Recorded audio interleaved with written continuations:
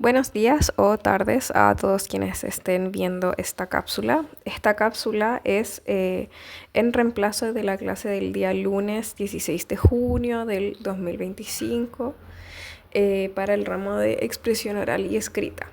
Entonces, esta cápsula con contenido es lo que habríamos visto durante la clase y que reemplazará a la sesión presencial. En esta ocasión estaremos aprendiendo de normas de redacción, específicamente en base al texto La cocina de la escritura de Daniel Cassani. Ahí pueden ver la referencia bibliográfica en formato APA, que ya se deben saber de memoria, ¿cierto? Vamos entonces con algunas normas de redacción que nos presenta el autor. El primer concepto que nos presenta el autor es la legibilidad. Esta legibilidad, él explica que no se refiere a que una letra sea legible visualmente, por ejemplo, cuando nos hacen practicar mucho la caligrafía en el colegio para que se entiendan bien todas las letras, sino que se refiere a la legibilidad lingüística. Él explica que una legibilidad alta, o sea, un lenguaje fácil de comprender, va a venir con palabras cortas y básicas, frases cortas, lenguaje concreto, directo, ¿cierto? Presencia de marcadores textuales, un orden lógico, variación tipográfica como negritas o cursiva para especificar ciertas cosas. Mientras tanto, una legibilidad baja va a tener palabras largas y complejas, lenguaje abstracto, subordinaciones demasiado largas, que es lo que pasa cuando de repente nos comemos muchas comas, enumeraciones excesivas y una redacción monótona.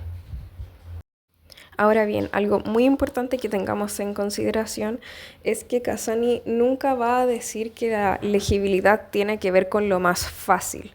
No tiene que ver con usar un lenguaje más fácil para que las personas que no leen tanto lo puedan comprender, sino que tiene que ver con un orden en la sintaxis y en la coherencia para hacerme entender independientemente de con quién yo esté hablando. Enseguida vamos a ver un ejemplo de esto y vamos a conocer lo que Cassani llama el lenguaje llano. Acá observamos entonces lo que Cassani llama el lenguaje llano. Por un lado tenemos un ejemplo original. Voy a detenerme unos minutos para que puedan ponerle pausa al video y leer específicamente qué dice cada uno de los ejemplos. Ya, se acabó la pausa, bien, lectura genial. Entonces, por un lado tenemos el fragmento original, en donde, si bien puede comprenderse lo que se está explicando, se hace con una cierta dificultad. Sin embargo, el lenguaje llano o el estilo llano, es decir, el estilo liso, el estilo claro, nos presenta una manera de organizar la información que hace que podamos comprenderla más fácilmente. Cassani no va a decir que tenemos que usar menos palabras complicadas o bajar el nivel del lenguaje que estamos ocupando para que todos lo podamos entender, sino que dice que podemos ocupar palabras complejas, pero usarlas en un orden más concreto y más organizado para asegurar que todas las personas puedan comprender fácilmente la información que estoy entregando. Básicamente, no irse por las ramas, sino ser concreto con la información que estoy entregando. Repito e insisto, Cassani no dice que tenemos que bajar el nivel del lenguaje para que todos nos entiendan, sino que tenemos que organizar de mejor manera las palabras y las oraciones que expresamos para que sean fácilmente y universalmente comprendidas. Acá podemos observar entonces lo que les explicaba, ¿cierto? Esta idea de Cassani de que el estilo llano no pretende desvirtuar los textos técnicos o especializados, reescribiéndolos con una prosa corriente o incluso vulgar. No se trata de eso, no se trata de bajar el nivel de los textos especializados, sino que se trata de una nueva cultura comunicativa, una manera más eficaz y democrática de entender la comunicación escrita entre las personas. Ahora, ¿cómo podemos alcanzar este tipo de redacción? A través de procesos de composición. Por un lado, los procesos de composición tienen que ver con el trabajo que yo como autora me doy de organizar mi texto. Esto puede ser buscar ideas, organizar esas ideas y ahí ponerme a redactar, o cada uno puede tener su propio proceso de escritura, ¿cierto? Algunos puede ser que busquemos primero las citas, otros que desarrollemos la introducción. Cada escritor o escritora tiene un proceso de composición distinto. Pero ese proceso debe ir siempre relacionado a esto, a que mi texto debe ser legible y llano, fácil de comprender y que a pesar de que pueda tener palabras complejas, por la manera en la que organizo las cosas, sea fácil de entender para un amplio público o una amplia diversidad de lectores. Además, ¿qué otra cosa va a interferir en mi producto, en mi texto final?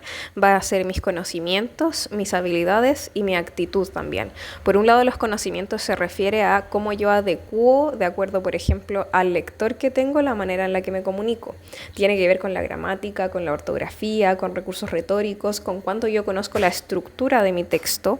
Por otro lado, las habilidades tienen que ver con cómo yo hago esquemas, borradores, o estoy en este juego constante de editar y reeditar los textos. Y por último, también va a ser importante la actitud que yo tengo frente a la escritura. Me gusta escribir, lo hago por obligación, lo hago porque en mi carrera se escribe mucho o en mis tiempos libres también disfruto de hacerlo. Cómo yo me preparo y me acerco a la escritura va a influenciar también mi texto final. Ahora, en base a mis conocimientos, habilidades y actitudes, ¿a qué tipos de textos puedo yo llegar de acuerdo también a mi propósito comunicativo? Por un lado tenemos el tipo de escritura personal, cuyo objetivo básico es explorar intereses personales, como dice su nombre. Aquí mi audiencia, o sea, la persona para la que yo escribo, soy yo misma. La escritura personal es para mí, facilita mi pensamiento, tiene un flujo libre y además Kazan explica que es la base para todo tipo de escritura. No puedo yo escribir para otros sin antes haber escrito para mí. Acá podemos encontrar, por ejemplo, los diarios personales, los ensayos informales, el torbellino de ideas, que es cuando nosotros anotamos todas las ideas que tenemos para escribir. También puede ser listas, por ejemplo, para ir al supermercado o de cosas que tengo que hacer, agendas, diagramas, dietarios, etc. Todo aquello cuyo objetivo sea para mí, yo misma, es una escritura personal. Tenemos también la escritura funcional, aquella que busca comunicar, informar y está dirigida hacia otras personas, ya no hacia mí. Ahora, la escritura tiene una función específica. Aquí podemos hablar de cartas, por ejemplo, a otras personas, de contratos, de resúmenes, de invitaciones, felicitaciones.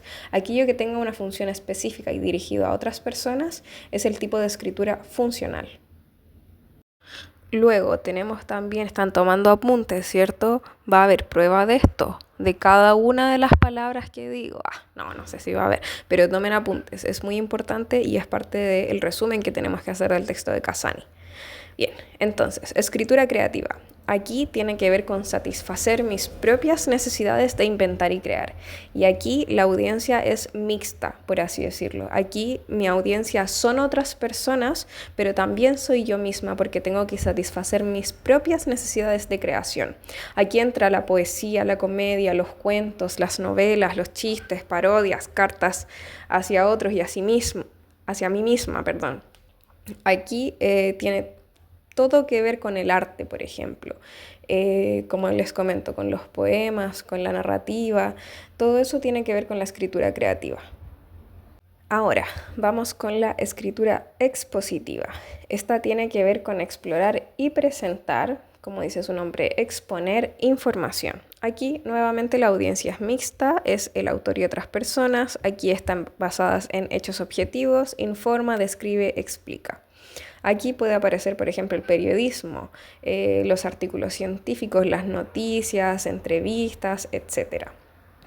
Y por último tenemos la escritura persuasiva, que tiene que ver con influir o modificar opiniones de otras personas. Aquí mi audiencia son otras personas.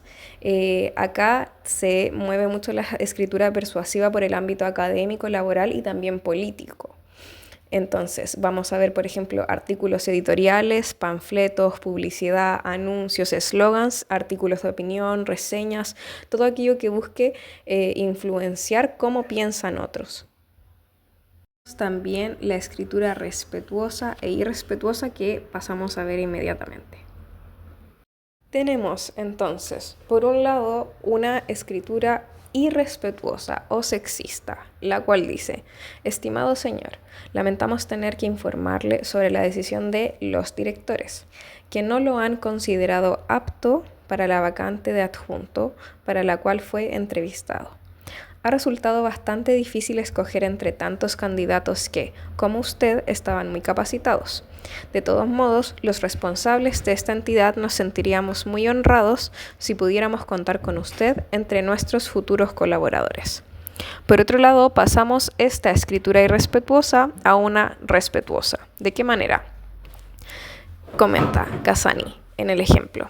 Estimado señor o estimada señora, lamentemos tener que informarle sobre la decisión del Consejo de Dirección, que ha considerado que no reunía las condiciones suficientes para la vacante de adjunto o adjunta para la cual realizó la entrevista. Ha resultado bastante difícil escoger entre un grupo tan numeroso de aspirantes que, como usted, mostraron muchas capacidades. De todos modos, esta entidad se sentiría muy honrada si pudiera contar con su futura colaboración. ¿Cómo cambia Cassani una escritura irrespetuosa y sexista a una irrespetuosa? Transformando el lenguaje en neutro. Por ejemplo, ya no saluda solo a un estimado señor, sino señor o señora.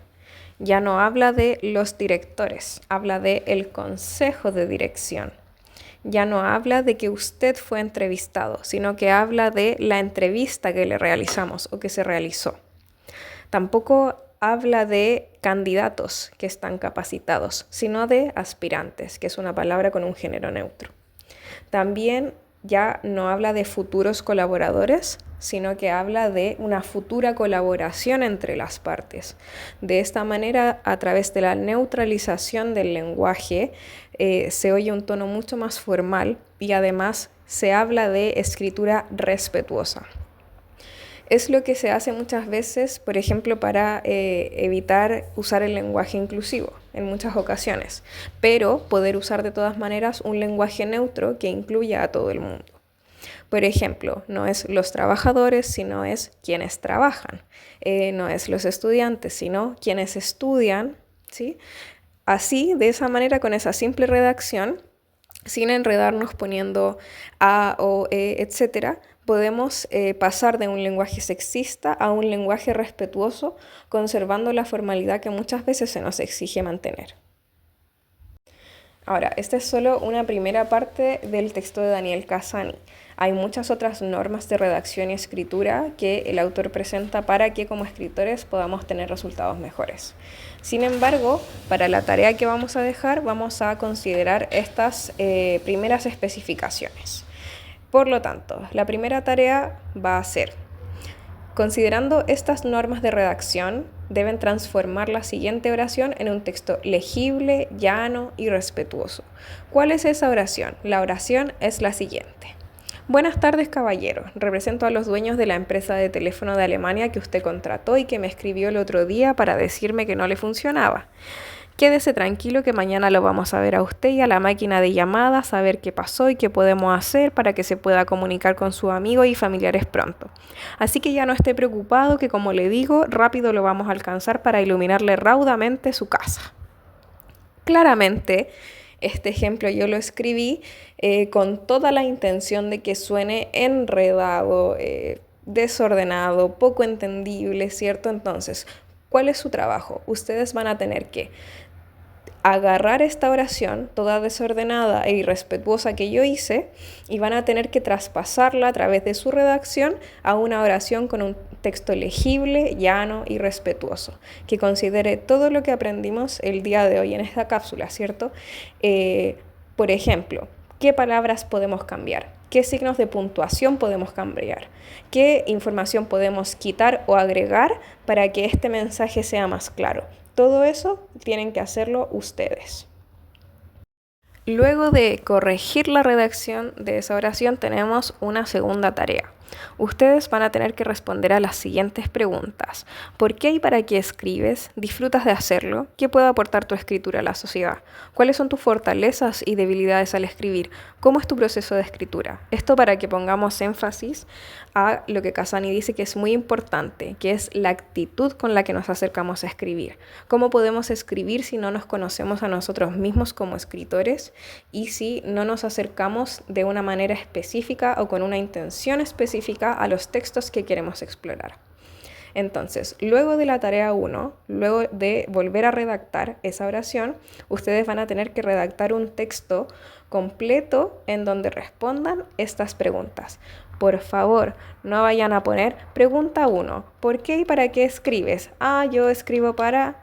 Pregunta 2, ¿disfrutas de hacerlo? Sí. No, por favor, no hagan eso. La idea es que ustedes redacten un solo texto completo, reflexivo, en donde aborden estas preguntas y den respuesta a estas preguntas. ¿Sí? Un texto completo, coherente, cohesivo, donde se aborden estos temas, pero sin poner pregunta 1, respuesta, pregunta 2, respuesta, ¿sí? Un texto completo. Ahora, ¿cómo se envían estas tareas? Por medio de un correo electrónico.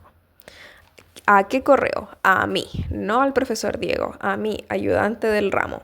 Pueden ver ahí mi correo, antonia.rubio.valderrama@gmail.com. ¿Hasta qué día y hora pueden ustedes enviar esta tarea? Hasta el jueves 19 de junio a las 18 horas o 6 p.m. Hasta ese día y ese horario se reciben tareas. Después no me encuentran. Solo enviando esa tarea hasta ese día y ese horario van a quedar presentes en la clase del lunes 16, ¿sí? Esa es la manera de quedar presente. Ver la clase, ver las especificaciones, leer por su cuenta el texto de Casani y de esta manera enviar y quedar presente. Ahora, ¿cómo se envían estas tareas? Por medio de un documento de Word. Entonces, ustedes abren Word, ponen el membrete, ¿cierto? Clásico de la universidad, su nombre, el nombre de la universidad, la carrera, el ramo, el nombre del profesor y su propio nombre, ¿cierto? Para que yo sepa de quién es el trabajo que estoy recibiendo. Luego, van a separar el documento en tarea 1 y ahí redactan y arreglan la oración, ¿cierto? Máximo media plana. Y luego tarea 2, cuya extensión mínima es de una plana y máxima de una plana y media, que es el texto reflexivo y completo que ustedes tienen que enviar. Letra, Times New Roman o Arial número 12, párrafo justificado, interlineado 1.5. Absolutamente cualquier duda o algo que no haya quedado claro, por favor escríbanme al correo. Y preocúpense antes de hacerme cualquier duda de asegurarse que no esté en el texto de Casani, ¿sí? ¿Por qué? Porque es importante que ustedes también lo lean, lo estudien y analicen bien la lectura antes de hacer estas tareas. Si queda cualquier duda, insisto, primero vayan al texto de Casani, lean, hagan un resumen, tomen apuntes del texto y luego, si hay alguna duda con las instrucciones de la tarea, me escriben. Eso, pues, chicos, quedo atenta a cualquier cosa. Nos vemos y estamos en contacto. Gracias por su atención, por su participación, no porque no pueden participar, pero por ver esta clase hasta acá y preocuparse, ¿cierto?, de enviar. Muchas gracias, que estén muy bien.